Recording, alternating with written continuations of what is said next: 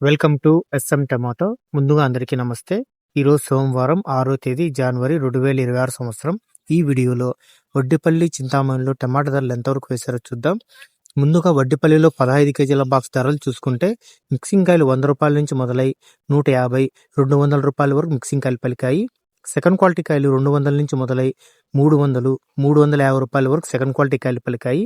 Class కాయలు 350 నుంచి మొదలై 400, 450 రూపాయల వరకు క్లాస్ కాయలు పలికాయి. ఈ రోజు వడ్డిపల్లి టమాటా మార్కెట్లో 15 కేజీల బాక్స్ సూపర్ టాప్ చూసుకుంటే 500 రూపాయలు వేశారు, 500 రూపీస్. నిన్నటితో పోలిస్తే ఈ రోజు టాప్ రేట్ 100 రూపాయలు తగ్గింది.